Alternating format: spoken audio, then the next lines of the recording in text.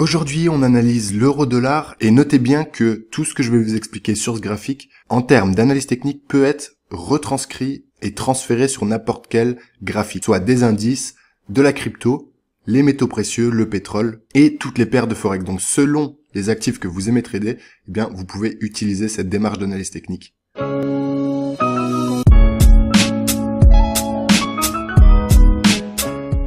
On se retrouve en daily sur l'euro-dollar et en première étape, ce qui est important, c'est de se mettre sur une grosse unité temps parce que vous allez pouvoir avoir une vision globale de l'actif financier que vous tradez. C'est important d'avoir les 2, 3, 4 dernières années, savoir ce qui s'est passé sur votre paire de devises pour pouvoir prendre les meilleures décisions sur le présent et surtout éviter le contre-tendance. On a clairement un euro-dollar qui depuis 2 ans et demi est dans une forte pression baissière. Vous pouvez voir à travers ce canal baissier ici, bien que l'euro-dollar a fortement chuté, passant de 1,22 à 0,95, 0,96 au plus bas. Sur l'année 2023, on est dans une phase de correction haussière de toute cette baisse ici que vous voyez à travers ce canal. On a donc une deuxième phase qui correspond à une correction qui est venue, vous le voyez, buter sur les 50% 61,8 de retracement Fibonacci que vous voyez ici à l'écran. Comment j'ai placé mon Fibonacci? J'ai pris le point haut jusqu'au point bas et ça vous donne les différents niveaux. Vous avez le niveau des 38,2, le niveau des 50% et le niveau des 61,8%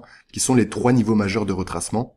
Intéressant à travailler en termes d'objectifs, de TP, de prochains supports, de prochaines résistances selon la tendance que vous cherchez à analyser. Il y avait donc une première énorme opportunité de trade, eh bien, à la suite de cette réintégration et à la suite de l'inversion de la loi de Dow. On peut voir ici que tout le long de la descente, on a respecté une loi de Dow à la lettre, d'accord? Il y a eu quelques excès par moment, mais rien de dramatique. Globalement, on avait des points hauts de plus en plus bas et des points bas de plus en plus bas également. Tout simplement définition d'une loi de Dow. Et vous pouvez voir que les zones de prix, les supports qui ont été cassés ont été très respectés, puisqu'une fois qu'on casse ce premier support, on vient le retester.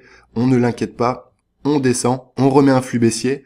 La correction de ce flux baissier va s'arrêter à l'ancien support devenu résistance. On a à la suite de ça un nouveau mouvement baissier. Vous voyez que la correction ici, eh bien, va de nouveau buter sur l'ancien support devenu résistance. Et ça a été ça tout le long. Le mouvement baissier suivant, la correction va venir, eh bien, buter sur l'ancien support devenu résistance. Et une fois de plus ici, vous avez compris la mécanique. Ce qui a été intéressant ici, c'est qu'on a eu un retournement pour mettre en place la correction. Et ce retournement a été validé, eh bien, une fois qu'on a inversé la loi de Dow et une fois qu'on a marqué un nouveau point haut, plus haut que l'ancien point haut précédent, qu'on peut même mettre à cet endroit-là, d'accord? Et ça a mis donc en place la correction haussière avec une loi de Dow soutenue par une trendline ici, vous pouvez le voir. Les points bas sont marqués sur la trendline et globalement, ils sont de plus en plus hauts. Les points hauts également sont de plus en plus hauts. Donc on a mis un canal comme ça haussier en correction de toute la baisse que vous avez vue ici et qui a buté donc entre les 50% et les 61,8% de retracement. Qu'est-ce qu'on tire comme conclusion à partir de là? On tire comme conclusion que ce n'était qu'une correction haussière au sein de cette forte tendance baissière, parce que sinon on aurait été beaucoup plus haut et retravaillé tout simplement toute cette zone haute là en annulant complètement la baisse. Là, ça n'a pas été le cas. Ce qui s'est passé, c'est que après quelques mouvements comme ça de correction, après avoir touché un point haut sur les 61,8%, on a directement été de retour à la trendline comme c'était le cas une fois ici, 2 fois ici. La troisième fois, ce qui s'est passé malheureusement, c'est qu'on a brisé la trendline à la baisse. Ok?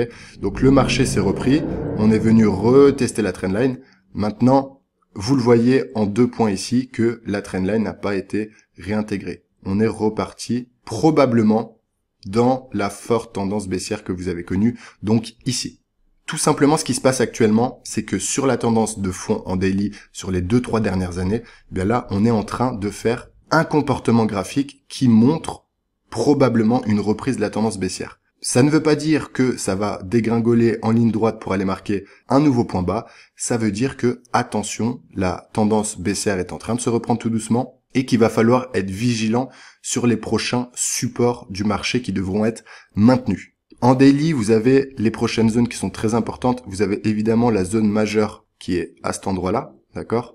C'est la zone qui a permis de reprendre les cours à la hausse après la cassure de la trendline. Et c'est la zone, en fait, si vous voulez, qui a marqué vraiment le retournement de tendance complet. Donc, on a eu deux zones, on a eu deux périodes de travail ici, une troisième ici, une quatrième ici, une cinquième ici, et une grosse période de travail ici en sixième point.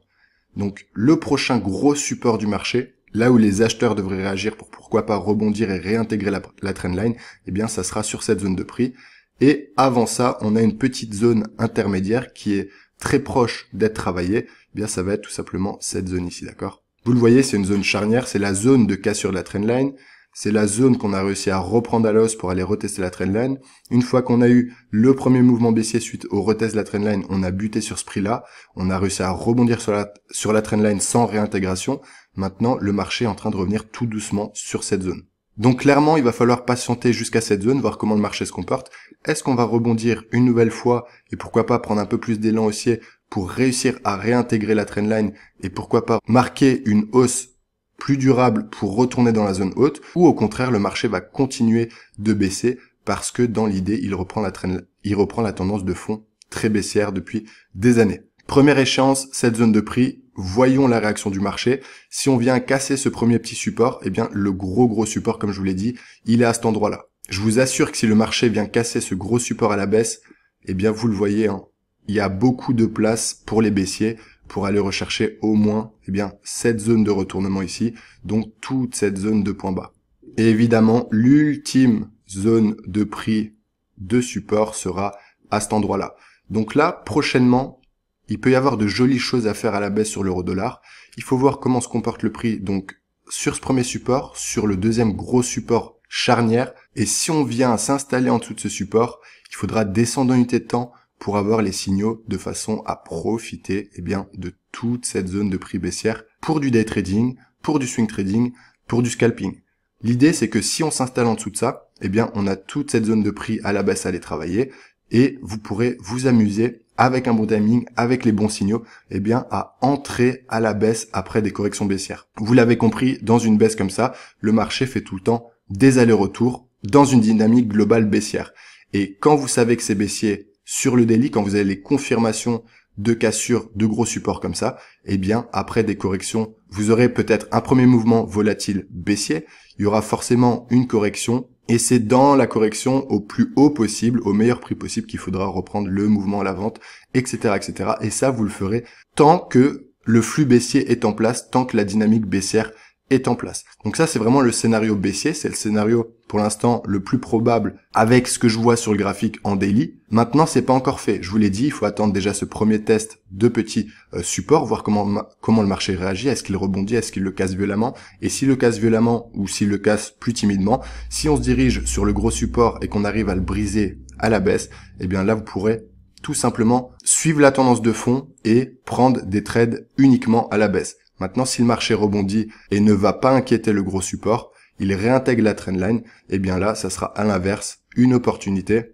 avec les signaux toujours, d'aller travailler toute cette zone haute jusqu'à la prochaine résistance qui est ici, l'énorme résistance à 1,20, 1,22, et vous avez à peu près 1000 pips de travail à la hausse. Voici les deux scénarios principaux pour l'euro-dollar. Si les explications n'ont pas été assez claires, je vous laisse regarder à nouveau la vidéo, profitez-en, elle reste sur YouTube, elle est gratuite. Et si vous voulez en savoir plus pour la partie stratégie concrète de scalping ou day trading, j'ai deux cours plus approfondis que vous pouvez retrouver en cliquant sur le premier lien sous cette vidéo. Vous aurez ainsi des stratégies plus poussées, pour savoir quand rentrer, avec quels signaux, avec un bon timing, et des stratégies globales donc, avec l'analyse que je viens de vous faire ici sur une grosse unité de temps, mais aussi les petites unités de temps et comment je les utilise pour prendre mes décisions d'achat ou de vente sur les marchés financiers.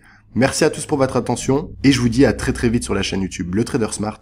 Ciao ciao.